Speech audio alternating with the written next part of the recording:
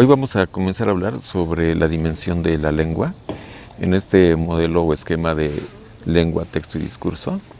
Y para introducir el aspecto de la lengua, yo hago una analogía entre la lengua y los seres vivos.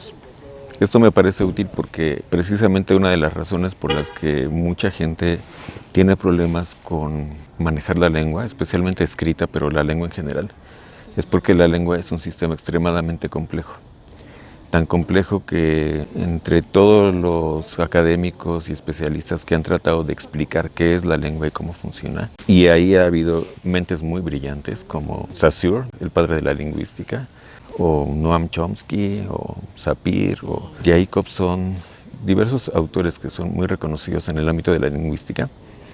A la fecha todavía no hay alguien que haya logrado realmente dar una explicación completa, compleja, comprensible y que tenga utilidad, no solamente para describir la lengua, sino para enseñarla y aprenderla.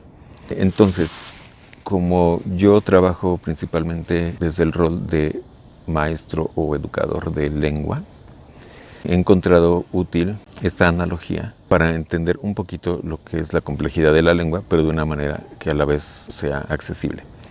La analogía va así. Los seres vivos están formados y existen en el mundo, especialmente en el planeta Tierra, en escalas, ¿sí? De manera que todos los seres vivos están formados de células, pero las células a su vez están formadas de proteínas, y las proteínas están formadas de moléculas que están formadas por átomos. Si lo vemos desde lo chiquito hacia lo grande, en el punto más pequeño están los átomos, que son las partículas elementales de la materia. Cuando se combinan átomos se forman moléculas, ¿sí? Por ejemplo, dos átomos de hidrógeno y uno de oxígeno, cuando se juntan, forman una molécula de agua. Y así, entre todos los elementos de la tabla periódica, cuando se combinan, forman otros compuestos que son compuestos químicos propiamente. Luego, esos compuestos químicos, cuando se juntan en moléculas complejas y grandes, en el caso de los seres vivos, dan origen a proteínas. Proteínas no es otra cosa que moléculas grandes, muy grandes, hechas de muchos átomos de distintas cosas. Pero esas proteínas todavía no son propiamente seres vivos. O sea, ni los átomos, ni las moléculas, ni las proteínas son seres vivos, porque no reúnen todavía el requisito de nacer, crecer, reproducirse y morir. Ya con las proteínas y otras estructuras se forman las células. La célula es el organismo vivo más pequeño, que tiene una estructura completa y que tiene vida propia, que se puede reproducir, de hecho, y dar origen a otras células. Ahora, las células, cuando juntas muchas células, eso forma tejidos, ¿sí? En el cuerpo humano, por ejemplo, hay tejido óseo, hay tejido del músculo, hay tejido nervioso, etcétera, ¿sí? Los tejidos están formados por muchas células ya agrupadas, entretejidas, propiamente, por eso se llama la palabra tejido. Luego, los tejidos, ensamblados junto con otros, forman órganos, como el estómago, el corazón, el hígado, el cerebro. Y los órganos, a su vez, forman parte de estructuras más grandes que son aparatos o sistemas. El sistema circulatorio, el sistema endocrino, el aparato digestivo, el sistema respiratorio. Cada sistema está formado por distintos órganos. Y bueno, ese conjunto de sistemas conforman un organismo entero, que puede ser un ser humano o un animal de distinta especie, perro, gato, etc. Entonces, como pueden ver, un organismo entero, aunque sea pequeñito, como puede ser una catarina, en realidad es un organismo formado por estructuras muy complejas. Dentro de él hay sistemas, órganos, tejidos, células, proteínas y miles de cosas más.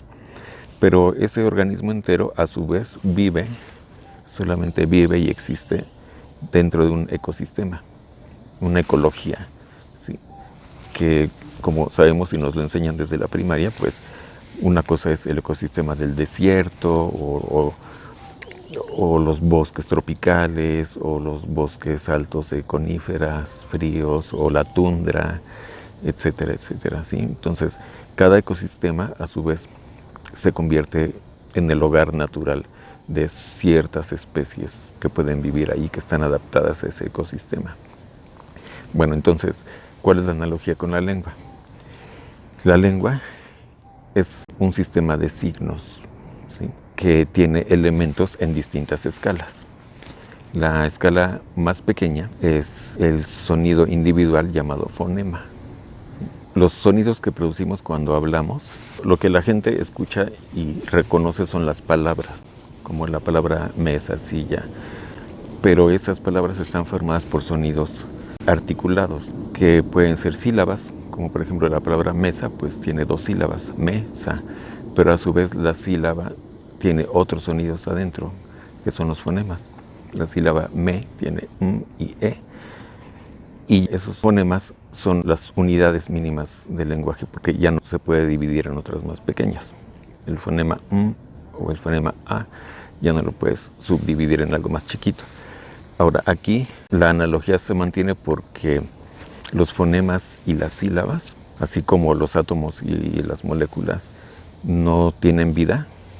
Los fonemas y las sílabas no tienen significado. Son unidades sin significado hasta que se integran dentro de lo que llamamos una palabra, o si representan lo que es una parte de una palabra que se llama morfema, como puede ser un prefijo o un sufijo. Eso sí ya tiene significado, ¿sí? Entonces, yendo de lo pequeño a lo grande, está fonemas, que son sonidos individuales, indivisibles y que no tienen significado en sí. Los fonemas se combinan para formar sílabas, que son ya combinaciones de fonemas que no tienen significado tampoco. Con las sílabas formamos morfemas, que a su vez forman palabras, y eso sí ya tienen significados. Morfemas puede referirse a varias cosas. Por ejemplo, muchas palabras tienen raíz y desinencia, como los verbos, ¿no? Todos los verbos, cuando se conjugan, cambia su terminación. Esa terminación se llama la desinencia, y la raíz se mantiene, como en el verbo amar. Am se mantiene, pero tú dices amo, amas, aman, amaré, amarán, etc. Sí, lo que va cambiando es la desinencia o la terminación, que ya le dan un significado a la palabra. La hacen plural o singular, la hacen femenina o masculina, la hacen en tiempo presente, pasado, futuro, etc. Entonces las palabras son como órganos complejos, porque tienen una estructura interna. Pero las palabras, a su vez, cuando las juntamos con otras, forman enunciados que a su vez pueden ser frases u oraciones. La diferencia es que una oración tiene sujeto y predicado. Una frase no tiene predicado. Una frase no es una oración. Una frase es como decir, sala de espera. No hay un verbo ahí, ¿no? La manera de reconocer que algo es una oración es que hay un verbo conjugado. Entonces, la oración ya es una estructura a su vez compleja, que está integrada por palabras, pero por palabras que tienen funciones gramaticales. Las funciones gramaticales principales son sujeto y predicado, pero a su vez sujeto y predicado puede estar formado por varias palabras. Un sujeto puede ser una sola palabra, pero normalmente es más de una palabra, como por decir el gato maulla. El y gato es el sujeto, maulla es el verbo, que a su vez es el predicado. Pero si decimos el gato maulla fuerte todas las noches y me despierta, el predicado ya se hizo más complejo. Sin embargo, sabemos que todo eso es predicado porque tiene el verbo maulla. En fin, esto es para decir que, al igual que el organismo vivo, se van articulando piececitas, ¿no? Así como las células forman tejidos y luego los tejidos forman órganos, como el estómago o el hígado, y luego esos órganos forman sistemas o aparatos. Pues podríamos decir que los enunciados forman textos, que es una palabra equivalente a tejido. Es realmente la misma palabra. La palabra estamos hablando de el parecido, que es muy interesante, entre la palabra texto y la palabra tejido. El tejido es de lo que están hechos los seres vivos, en parte, ¿no? Cuando se unen muchas células, hacen tejidos. Y en los textos, cuando unes oraciones, pues formas textos, ¿no? Esos textos ya son lo que algunos autores definen como lenguaje en uso. Cuando el lenguaje ya lo usamos en interacción social, toma la forma de texto, y a los textos les damos nombres, como entrevista, clase, homilía, conferencia, chisme, noticia, cuento, ¿sí?, artículo, ensayo, tesis, etc. Los textos pueden ser hablados o escritos, pero la palabra sigue aplicando. Y también ahora podemos incluir en la palabra textos audiovisuales. Los videos, las películas, las series de televisión son textos también, y las obras de teatro, etcétera. Ahora, los textos, al igual que los seres vivos, los textos se puede decir que ya son los seres vivos completos, como el perro, el gato o el ser humano, viven dentro de ecosistemas. A esos ecosistemas, en el caso del lenguaje, le podemos llamar prácticas sociales de la lengua, o las prácticas sociales de los humanos, como son el trabajo, la educación, la religión, la política, el derecho, esos que a veces le llamamos contextos o ámbitos. En esta analogía es como si fueran los ecosistemas, ¿sí? Como el desierto, la tundra, la selva.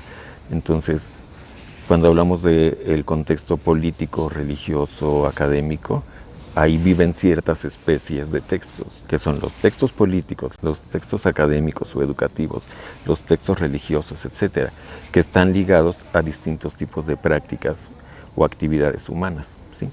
Y para mí, pues ahí acabaría la analogía, o sea, es el nivel más alto, más complejo. Y solamente aquí cierro diciendo que, como se puede ver, la lengua existe en toda una serie de escalas, desde la escala micro del fonema hasta la escala del ecosistema de la práctica social. Y una persona que quiera desarrollarse como usuario de la lengua hablada o escrita debería tener un conocimiento, una comprensión mínima de en qué nivel o en qué escala está operando cada vez que lo usas, pues para poder no solo entenderla, sino para poder manipularla intencionalmente. Desde elegir las palabras, darle forma a las palabras, darle forma a las oraciones. Porque cuando tú haces eso intencionalmente, realmente le estás dando forma a tus intenciones y a tus pensamientos. No te salen como salgan así, sino que tú los moldeas, ¿no? Con esto dejaría aquí y tendríamos que entrar por separado a algunos de estos niveles básicos, como son oración, texto y discurso, para ver cómo funcionar dentro de cada uno de esos niveles ya con más especificidad.